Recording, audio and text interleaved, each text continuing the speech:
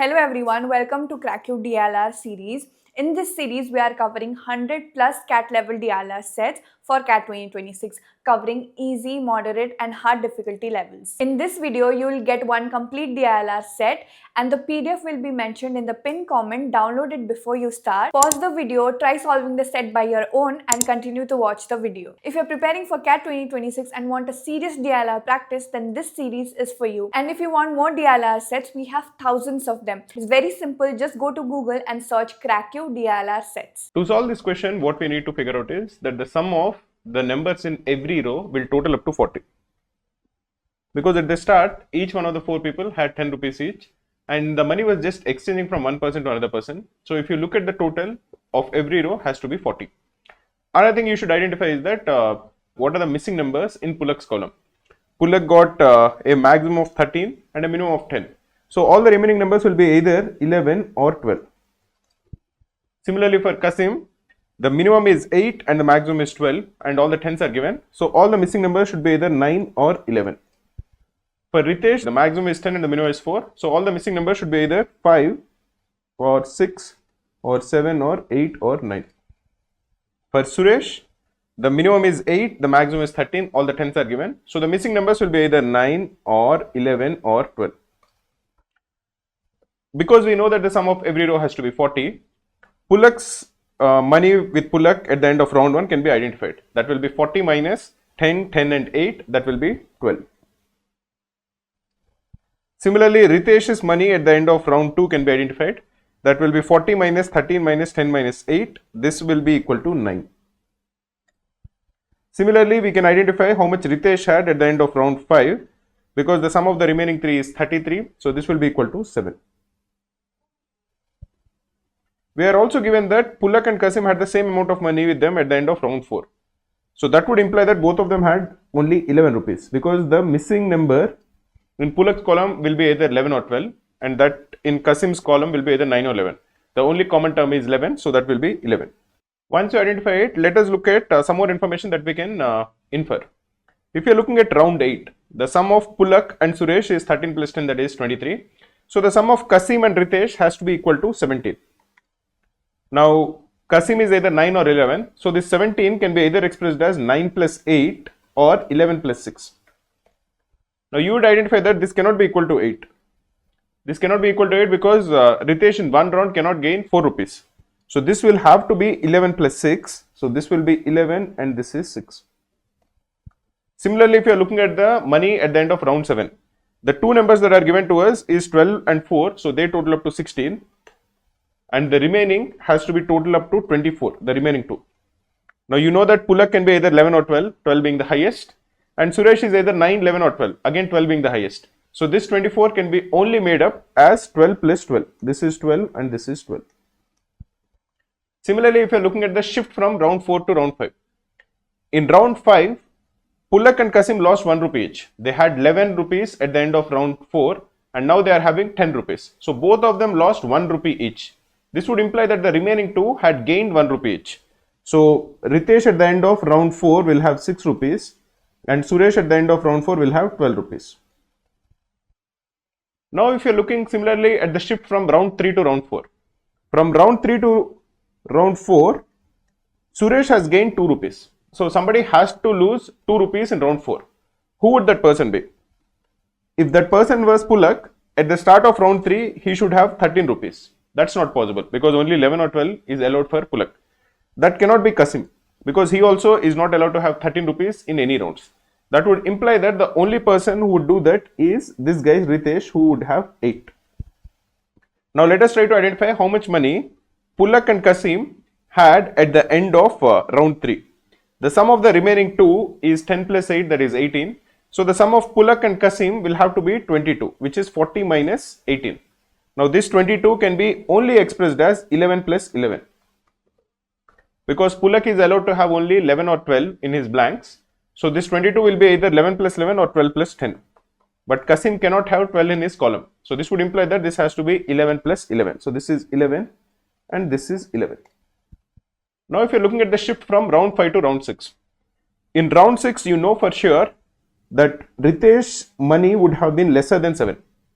because from 7 it has to go to 4 in 2 rounds. This would imply that he has to lose -2 in 1 round and he has to lose -1 in 1 round. That is the only way that is happening. So the money of Ritesh has definitely decreased. Whether it is by -2 or -1, we don't know.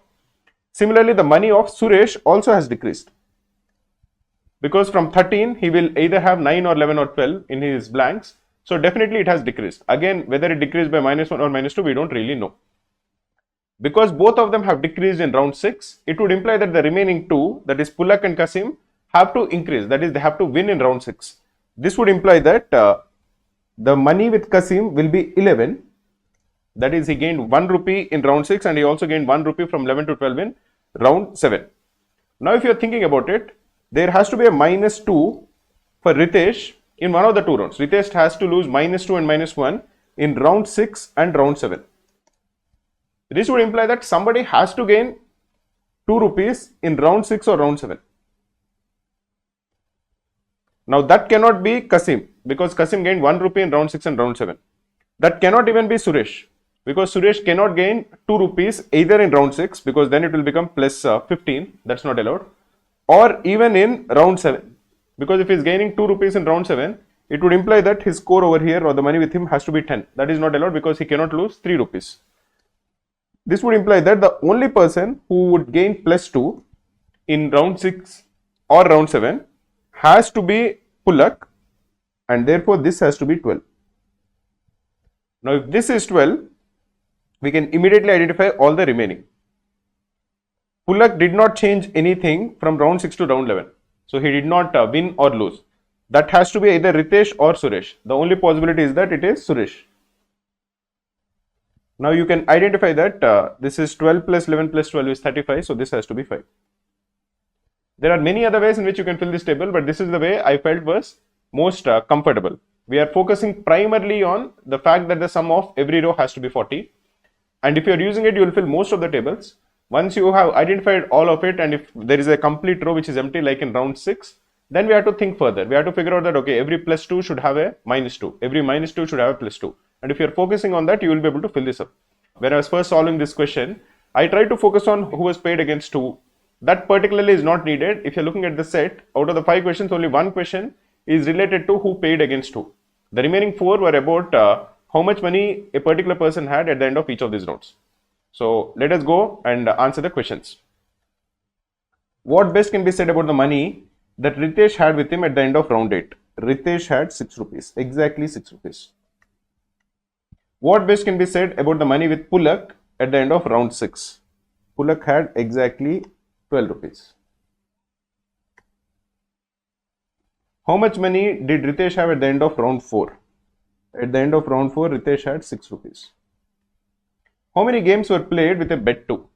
Now to answer this easily, let us figure out for each one of them PQRS, how many times there is a plus or minus 2. That is, they either won 2 or lost 2. If you are looking at Pulak, in round 1, he got +2. In round 3, he got -2. In round 6, he got +2. That's about Pulak. If you are looking at Kasim, Kasim got -2 in round 1. He got +2 in round 2. And that's about it. If you are looking at Ritesh, he got -2 in round 4. He got -2 in round 6. And he got a +2 in round 8. If you are looking at Suresh, he got -2 in round 2. He got +2 in round 3. He got +2 in round 4. And he got a -2 in round 8. So Pulak lost or gained 3 times. Kasim lost or gained 2 times. Ritesh lost or gained 3 times. And Suresh lost or gained 4 times. This is totaling up to 12. But every time this is repeated 2 times. That is, once somebody loses 2 rupees, another person gains 2 rupees. And we have counted both of them separately. This would imply that the number of games which happened with a bet 2 is 12 divided by 2, which is 6. Which of the following pairings was made in round 5? In round 5, the losers and the winners, if you are looking at it, the losers were P and Q. And the winners were R and S, Ritesh and Suresh. So the pairings can be either PR and QS. This is one possibility. or it is PS and QR. This is another possibility. How do we identify which of them is correct? We know that a pairing cannot be repeated across 2 consecutive rounds. So let us now look at the pairings for the next round, that is say round 6. Here we know that P gained 2 rupees and who lost 2 rupees? For round 6, P gained 2 rupees and R lost 2 rupees. So P and R was the pairing for round 6, which would imply that it is Q and S for round 6. This pairing cannot happen in the immediately preceding round. So it cannot be this one. So the pairings for round 5 are PS and QR. So that would be PS. This is the answer. One of the things that I want to tell you is in these last few days in the run up to CAT, solving a lot of questions will be very useful to you. So we have created a lot of PDFs which include useful questions. You can download those PDF. You have to just Google search Cracku Quant topic wise questions and you will get the PDFs and try to solve them on your own. Once you solve the question or once you struggle to solve the question, the link for the video solution is given in the PDF itself. These PDFs have been downloaded thousands of times in the last few weeks. I'm sure they'll be very useful to you. Download these PDFs and try to solve them. Again, just you have to Google search Cracku Quant topic wise questions to get the PDFs.